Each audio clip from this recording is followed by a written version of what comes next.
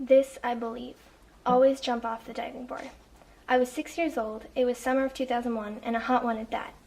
My mother and I were going to a public pool to cool off from the truculent Arizona sun.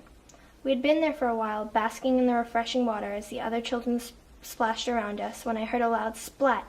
I peered over toward the sound and saw a pink-bellied boy exiting the deeper end. Right then, a human ball came soaring off the edge of the pool, creating a shower of sparkling, transparent beads that rolled off my tan, peeling skin.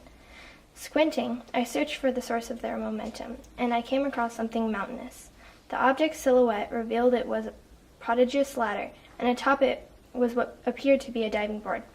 I darted through the water, hoisted myself up on the concrete, and walked quickly toward the massive object, stopping briefly to inform my mom of these plans. After wading through the somewhat long line, while trying to avoid my feet frying on the hot cement, it was my turn. I grabbed on to metal rung after metal rung, becoming a little more reluctant with each, until I reached the core surface of the board. This was about when my stomach dropped. I clenched onto the warm silver bars and stopped inching forward when there was nothing but the board and the water below it. I heard someone behind me say to jump already, probably one of the rowdy boys, eager to do some cool flip for his friends to see. But I couldn't bring myself to plunge into the unknown. In the end, I scurried hurriedly back down the ladder, for unfortunately, my fear conquered me. I was disappointed in myself, and sure enough, everyone clapped for the fearless kid behind me who ended up doing some impressive somersault in the air. On the other hand, my family is fearless. My relatives are always encouraging me to take chances and do my best. Easy for them to say. They don't shy away from their fears. Instead, they embrace those insecurities and go from there. One thing my family does have is regret.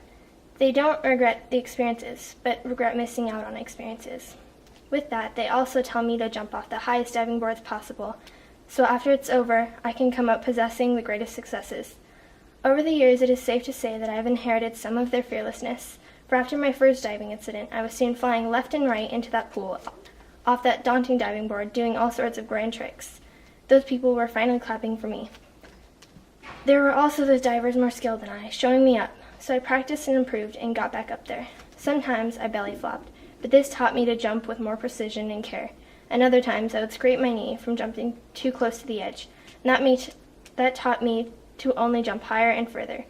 Granted that, my mother tells me constantly that love and my education are going to be some of the most tremendous jumps in my lifetime, and says that she will assist me if I ever need a hand on those wobbly and uncertain walks to the edge, for this is what her mother told her, along with all her brothers and sisters.